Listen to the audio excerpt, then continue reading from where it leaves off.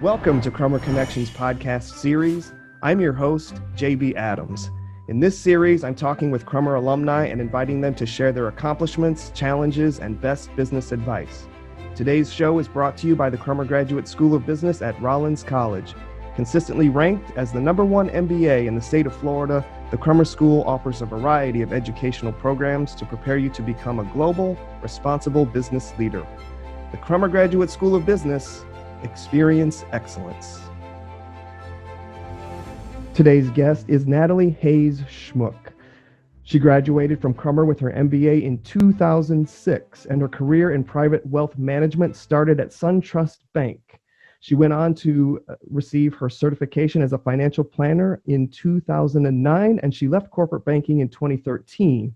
In 2018, she became the founder and owner of Hayes Wealth Advisors LLC, a financial planning and investment management service for optometrists, optometry practice owners, and their families. Natalie, welcome to the show.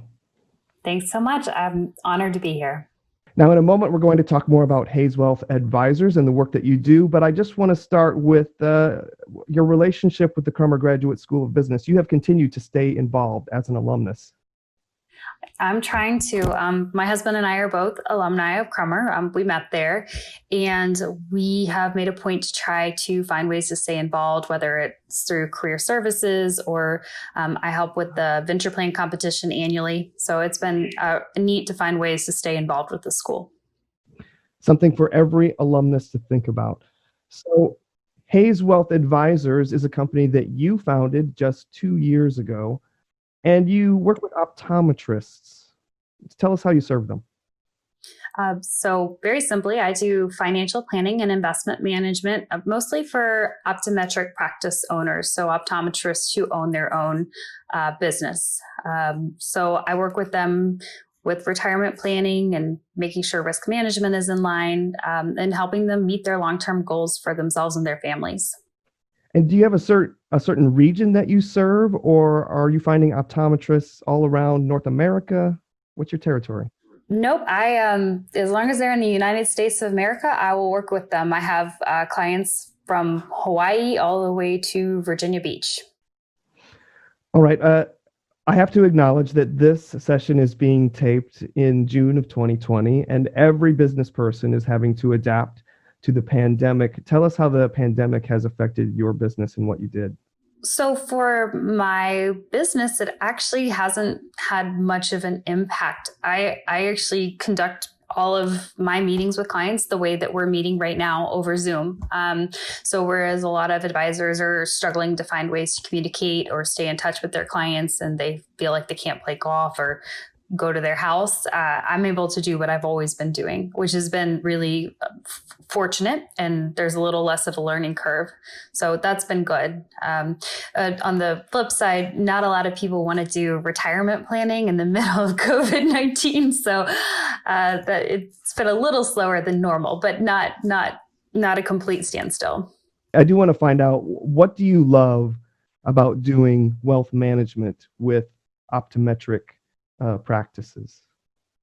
I really love helping people. Every job I've had that I've loved, that's been a common thread. And there's nothing like telling people who are nervous about their futures that they have a plan in place to help them sleep at night and get where they want to go. To me, that is the most rewarding side of my job. But I also really like being analytical, and working with business owners allows me to dig in deep and create interesting spreadsheets. So it keeps me intellectually satisfied as well. You can hear the passion in your voice. So Natalie, I've got some fast facts for you. First, where were you born? Jackson, Mississippi.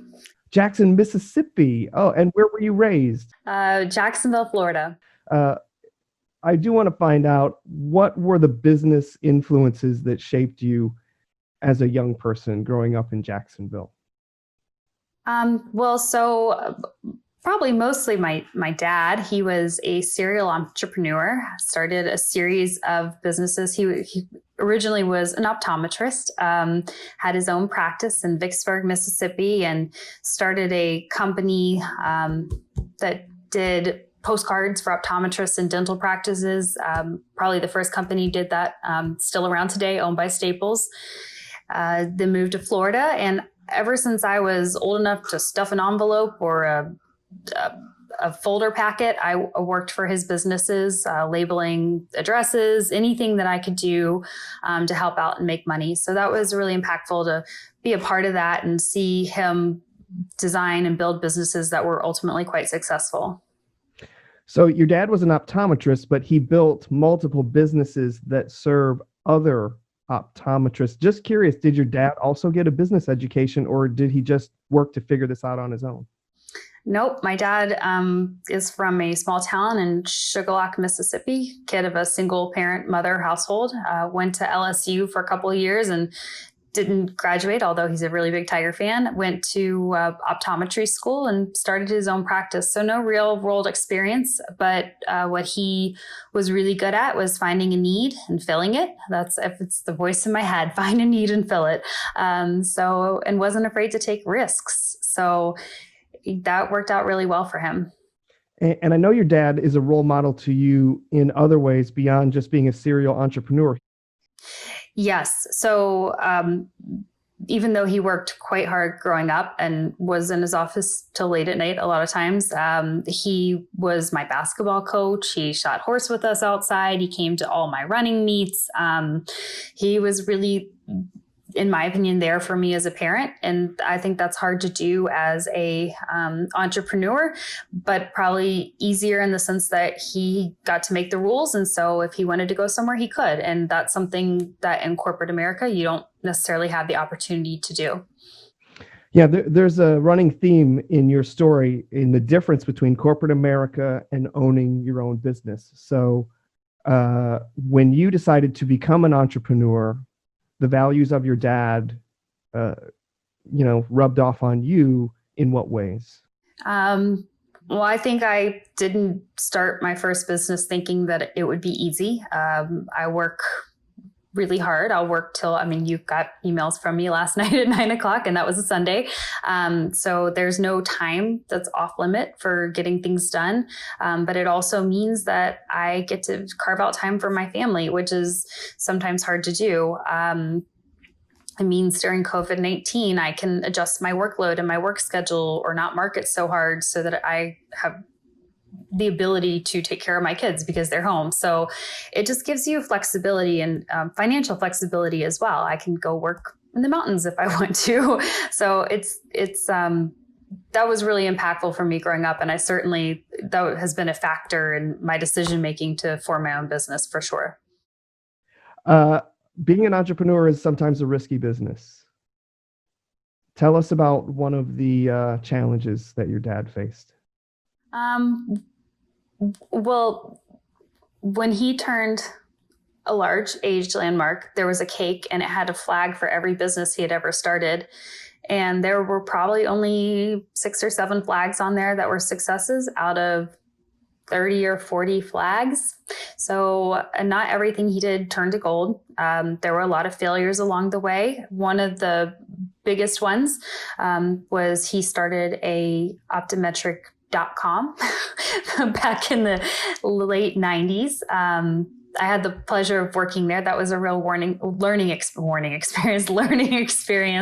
Got millions of dollars in venture capital funding and ultimately ended up busting because the market fell apart and it couldn't nobody wanted to put more money into it. It's still around today. It got sold off to somebody for next to nothing. But yeah, I think the thing about failure that I've learned from my personal experience is that you learn, or his experience as well, you learn so much from it about what your values are or how to approach things next time, what worked, what didn't work. So failure, I know that it's a cliche, but it really is the best learning experience because it is the one that stings the most and has the most emotion caught up in it. So that's the best way to view failure, is as a learning experience.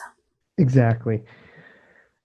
In a little bit, we're going to hear more about some successful failures. But when we come back, we will learn more about Natalie's Crummer experience. Stay tuned.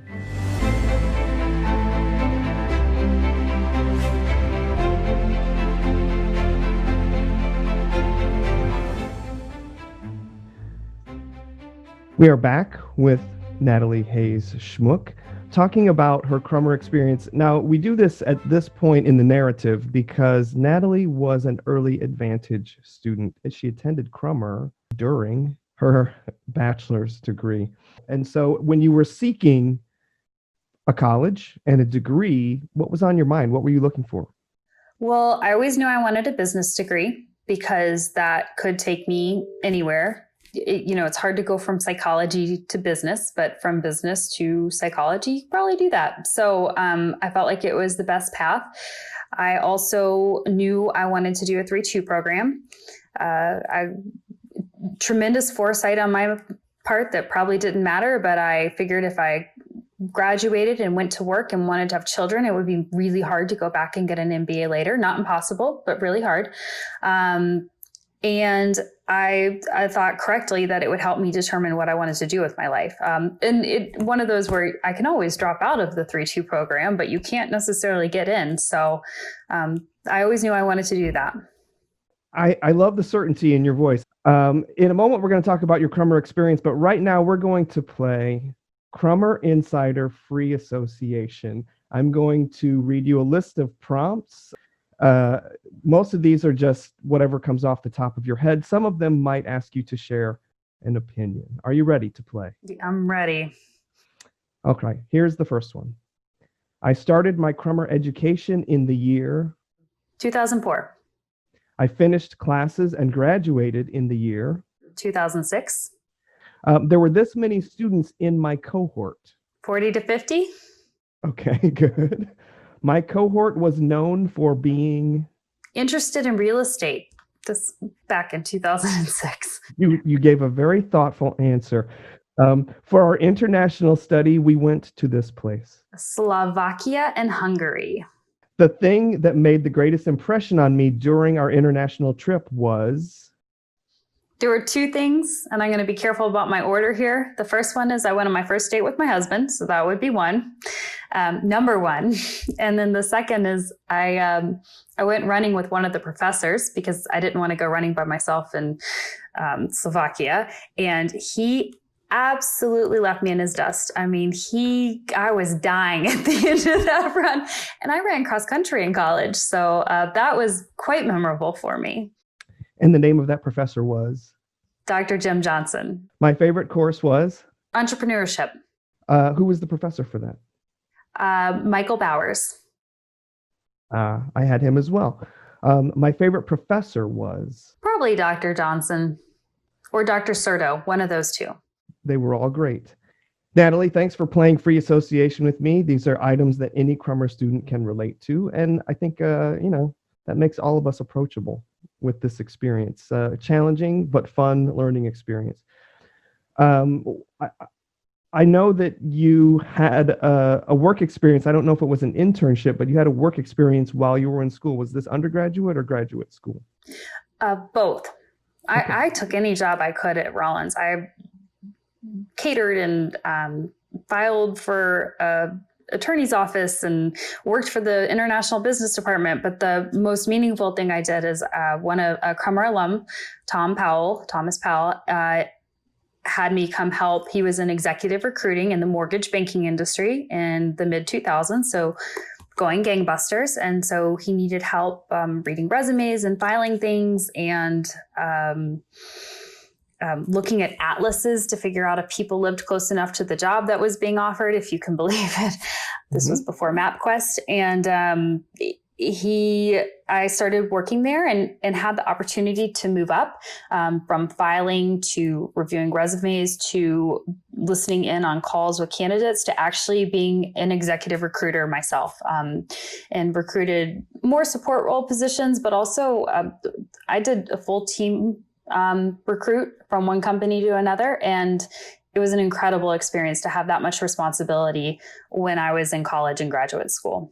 It sounds like he really trusted you with a lot of responsibility. God bless him, he did. I worked really hard though. I mean, I did the same as I do now. I get home, be done with classes, pull up my computer, start emailing people, answer emails. So I tried to live up to his expectations out of any of his employees, not just a young one. Mhm. And from that, what kind of advice would you give to a current student who's looking for an opportunity? Anytime you have an opportunity, always ask to do more and always look around and see what you can be doing that nobody's asking you to. I mean, that's how you move up in life. It's not the people who just do their jobs, it's the people who go beyond their jobs. Wow, excellent advice. When we come back in a moment, we will talk about Natalie's post-Crummer career. Back in a moment.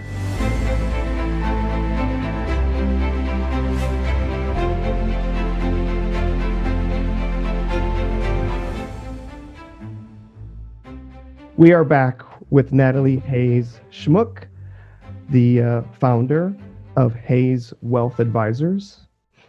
And in this segment, we're going to talk about her post-Crummer career, how she applied what she learned to a variety of experiences. And we're going to start with right after you graduated from Crummer, you went into wealth management for a big bank. After I graduated, I came up to Atlanta and went to work for SunTrust Bank in their private wealth management division. I had the opportunity to interview with the advisor who had at the time what I believe was the largest book of business in the company. It was $1.2 billion of assets under management. And he hired me to be his analyst. And I eventually worked my way up to talking to clients and up to being an advisor, primarily advising the second and third generation of multi-generational family wealth. So think 20 and 30-year-olds with millions of dollars on how to make their money work for them and last their lifetime. What was one of your biggest takeaways from that experience working at SunTrust? I never moved past an advisor. I think one of the reasons I left was because I didn't know what was next. And one thing that I could have done better was to learn how to be more nimble within the organization, network better, learn about different roles. I think I would have been happier if I had made a better effort to figure out what else was out there in the world of SunTrust. Yeah, in a corporate environment, the network is what will take you to the next level. But you didn't stay at SunTrust. There's a period of time between 2013 and 2018 where I'm just going to use these words. You went on an adventure. Those are the right words. That is for sure. Earlier, you mentioned that you met Eric Schmook as a student at the Crummer Graduate School of Business. And some people meet when they're in college and they maybe don't know what they have in common, but the two of you had in common that you were both business majors. Yeah. So I think back to the summer that we started dating, and we would sit at his parents' house and try to think of business plans to make a big company that would make lots of money. We thought of one called Grant Right Now, a grant writing service. There was no scale, but it was an interesting idea. So from a really early on in our relationship, we both had a passion for entrepreneurship and business and building something. And so it just so happened that we enjoyed building things together. And that is sort of planting the seeds for this adventure that you decided to take. And this was brought about as a result of the Great Recession? That's right. So Eric also works for a bank. He works for Regions in their corporate banking division. And back in 2008, we would sit on our couch every Sunday and watch the news to see if we had a job to go to the next day. It was actually a really scary time for two kids that had just bought their first house and were 2 years into their career. So we decided early on that we were over-concentrated in banking and that we wanted to find a way to diversify, and we couldn't think of any really good business ideas at the time. So we started looking at franchises, and we got really close with Sports Clips. We went to Discovery Day and decided not to go down that path. And so Eric was spearheading most of that work, and he found a women's only gym that had been around since the 60s. And they were looking to expand their model through franchising. He thought, what an established business. And so we bought the rights to multiple locations. Took us I think 2.5 years just to find the first one. And we did. And so in 2013, I left my great job at SunTrust Bank as a financial advisor to open a women's only gym for $15 a month to join. So it was definitely a little bit of a 180. Yeah.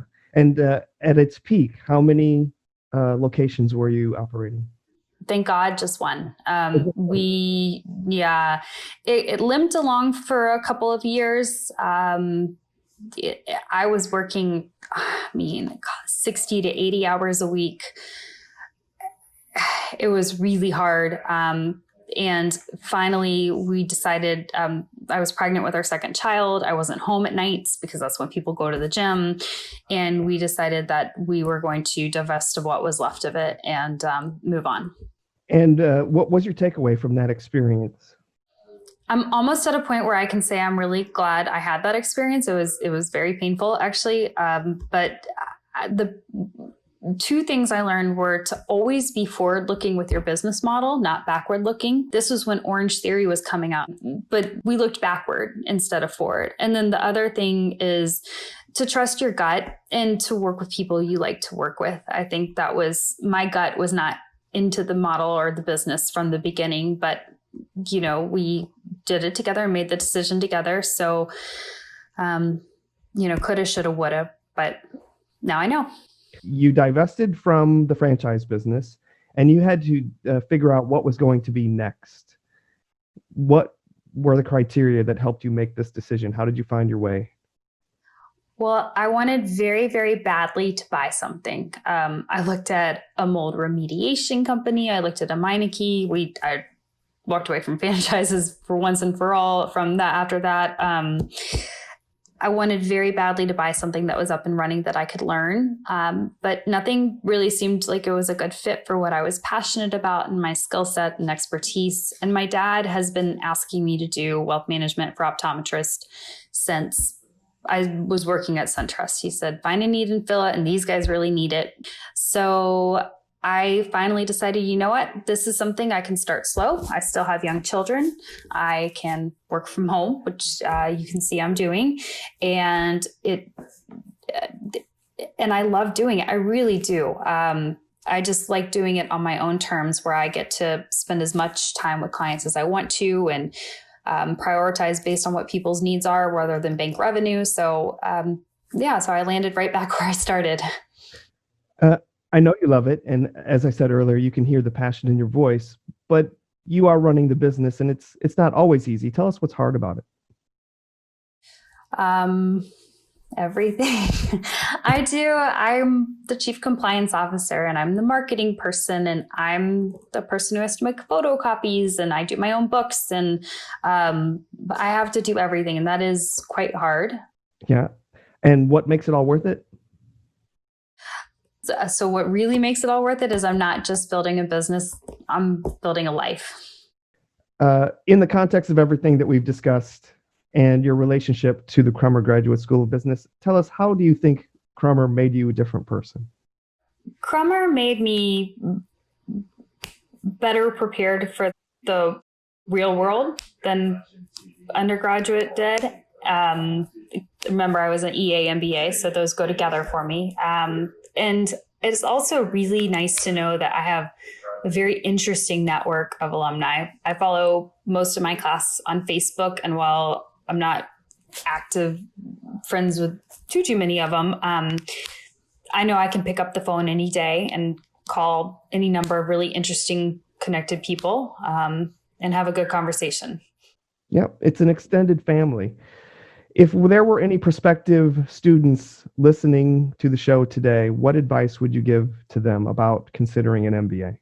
Well, we talked a little bit about knowing what you want to do. And while I knew I wanted to do business, I didn't know what that meant. And getting your MBA just introduces you to a much bigger world than having a marketing degree or a business degree would. It just helps you see all the different pieces and how they work together. And that's something I don't know where else you could get except for through an MBA. Exactly. Natalie, if one of our listeners wanted to reach out and get into touch with you, how should they reach you?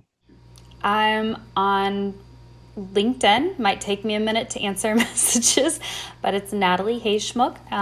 And you can always find me at hayeswealthadvisors.com. My direct email address is on there as well. Natalie, thanks so much for joining us today. It's been a great pleasure hearing your stories, and I'm excited to find out what happens next in your career and in your life. Thanks so much, JB. It really is an honor being here. I appreciate it. Thank you. Today's show is brought to you by the Crummer Graduate School of Business at Rollins College. Now is a great time to consider enhancing your career success by pursuing an advanced degree in business. And the Crummer School offers a variety of educational programs to help you become a global, responsible business leader. To learn more about the programs and begin the application process, go to crummer.rollins.edu. The Crummer Graduate School of Business. Experience excellence. Thanks for listening. I'll be back again soon with another episode. Crummer Connection podcast series is a production of Victor Media Group. It's the mission of Victor Media Group to make the world a better place by making ourselves better people. If you like this show, follow us at Victor Media on Facebook, Instagram, and Twitter. Today's show was created and hosted by JB Adams, executive produced by Gerard Mitchell, with production by Jeremy Harmson and production assistance by Gerardo Abreu. Our gratitude goes out to Mike Brown and Loveland Finley in Alumni Relations for their gracious help and support. Until next time, fiat lux.